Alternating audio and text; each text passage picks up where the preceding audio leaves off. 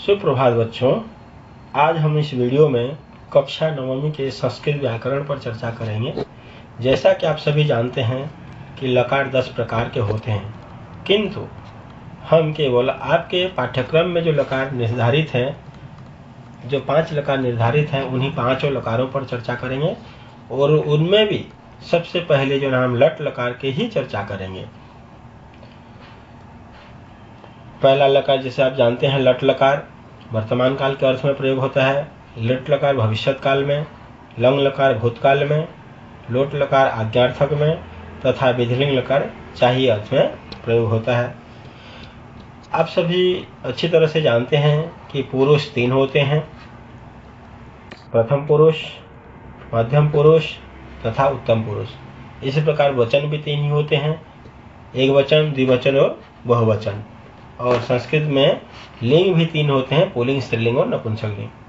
किंतु अनुवाद में तभी हम कुशल हो पाएंगे या तभी हम सक्षम हो पाएंगे जब हम इस पुरुषों के बारे में, लकारों के बारे में और लिंग तथा वचन के बारे में अच्छी तरह से ज्ञानवान होंगे।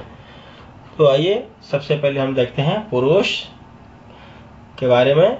संस्कृत में पुरुष 3 होते हैं, प्रथम पुरुष, मध्यम पुरुष तथा उत्तम पुरुष। अब बताइए प्रथम पुरुष किसे कहते हैं? सबसे पहला प्रश्न आ जाता है, प्रथम पुरुष किसे कहते हैं?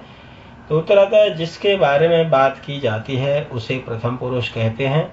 जैसे रामः पठति, जिस किसी के बारे में हम बात करते हैं, जैसे यहाँ पे रामः पठति अर्थात राम पढ़ रहा है, तो यहाँ हम राम के बारे में बात किए, इसीलिए राम जो है ना वो प्रथम पुरुष हो जाएगा।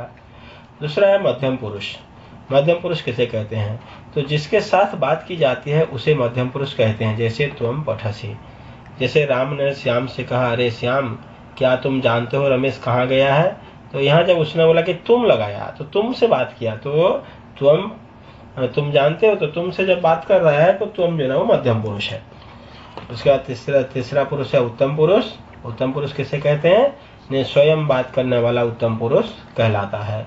जो खुद बात करता रहता है उसी को जो ना उत्तम पुरुष कहते हैं। जैसे अहम पठामि, मैं पढ़ता हूँ।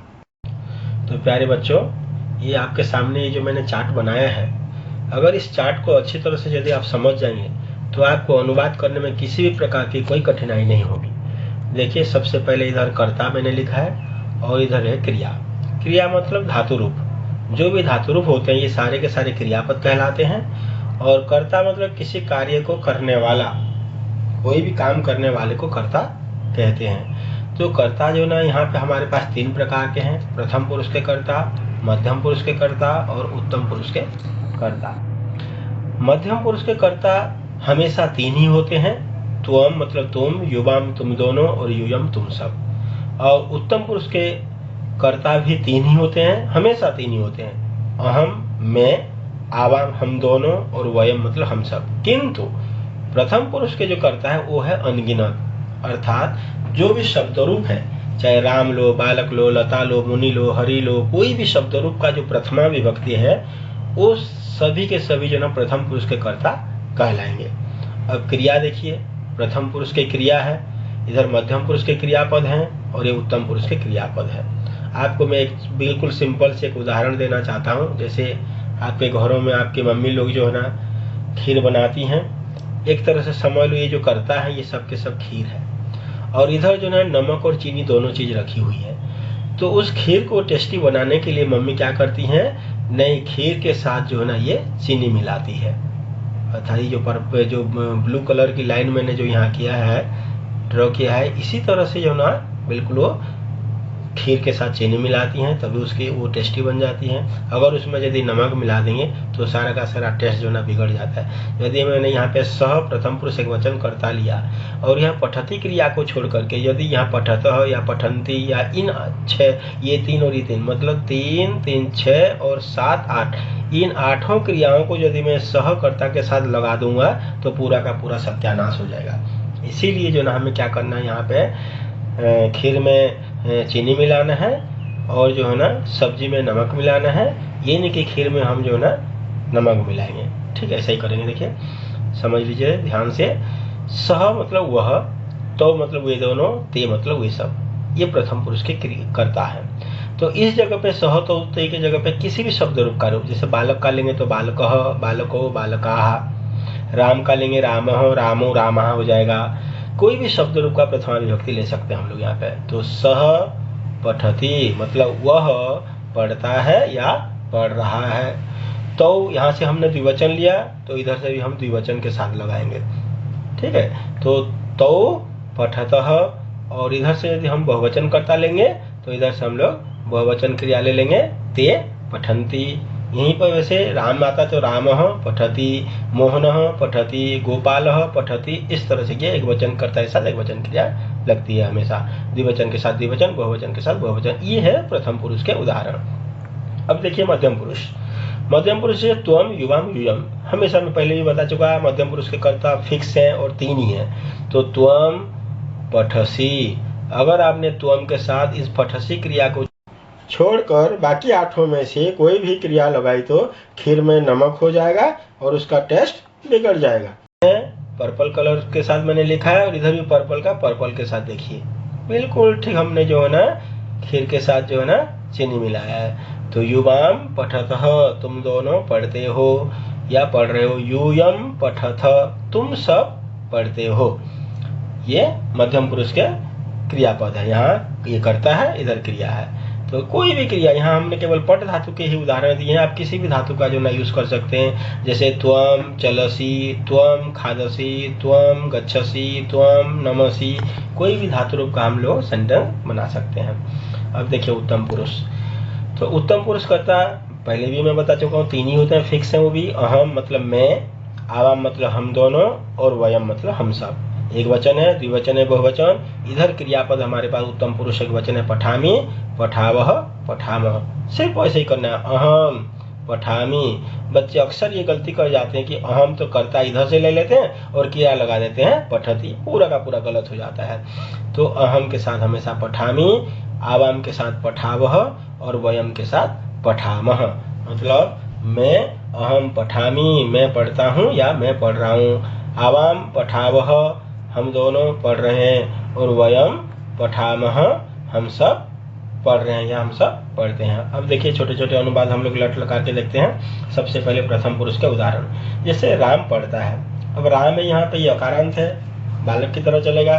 प्रथमा व्यक्ति जब हम रूप चलाएंगे एक राम है, क्योंकि यहाँ एक ही राम है। तो रामः, इधर जगह रामः और ये जगह पठति। यहाँ पे यदि रामो 2 राम पढ़ते होते तो 2 राम की जगह पे यहाँ पे हो जाता है रामो पठतः। अब जैसे यहाँ पे आया 2 बालक पढ़ते हैं, अर्थात 2 बालक पढ़ते हैं, तो बालकौ, बालक का रूप चला करके द्विवचन में कर देंगे, बालकः, बालकौ, तो द्विवचन हो गया, हो जाएगा ये पठतः। सब बालक पढ़ रहे हैं या पढ़ते हैं। सब बालक को हम बोलेंगे बहुवचन में बालकाः, और इधर जगह बहुवचन क्रिया पठन्ति। इनमें सिर्फ प्रथम पुरुष बहुवचन है तो ये भी प्रथम पुरुष बहुवचन। अब देखिए मध्यम पुरुष के उदाहरण, तुम खा रहे हो, अर्थात तुम मतलब तू खा रहा है या तू खाता है। तो तुमको बोलते हैं त्वम, इधर जगह मध्यम पुरुष एक वचन करता है, इसलिए हमने मध्यम पुरुष एक वचन क्रिया लिया।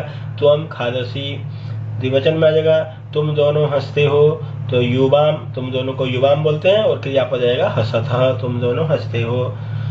तुम सब हंसते हो तो यूयम हसतः। ऐसे ही और दुनिया भर के सेंटेंस आप लोग बना सकते हैं। जैसे तू दौड़ता है तो त्वम धावसी, तू लिखता है त्वम लिखसी, तू खाता है त्वम खादसी, तू जाता है त्वम गच्छसी। इस तरह से सेंटेंस बन सकते हैं बहुत सारे। अब देखिए उत्तम पुरुष के उदाहरण, मैं खाता हूँ, मैं को बोलते हैं अहम, और खाता हूँ जगह खादामी, तो अहम खादामी। उत्तम पुरुष एक वचन कर्ता लिया हमने, तो उत्तम पुरुष एक वचन क्रिया। दूसरा उदाहरण देखिए, हम दोनों खाते हैं, ये द्विवचन है, हम दोनों द्विवचन है, इसीलिए हम दोनों को बोलते हैं आवाम, और ये द्विवचन आ जाएगा खादावह, आवाम खादावह। अब यहाँ देखिए हम खाते हैं, हम खाते हैं, यहाँ पे बिंदु हट गया, ये बिंदु आ जाएगा। हम खाते हैं तो वयम खादामः, हम सभी खाते हैं। ठीक है। अब देखिए ये मिश्रित उदाहरण, मोर नाचता है। मिश्रित उदाहरण का मतलब प्रथम मध्यम उत्तम तीनों पुरुषों के उदाहरण दिए हुए यहाँ पे। तो मोर जो है ना, मोर को संस्कृत में बोलते हैं मयूरः, मयूरः नृत्यति। तो कौन सा पुरुष हुआ ये? प्रथम पुरुष एक वचन, मयूरः नृत्यति। वे सब दौड़ते हैं, तो वे सब दौड़ते हैं। यहाँ पे वे सब जो ना ये बहुवचन है और दौड़ते हैं, ये विक्रिया भी बहुवचन है, तो जगह ते धावंती।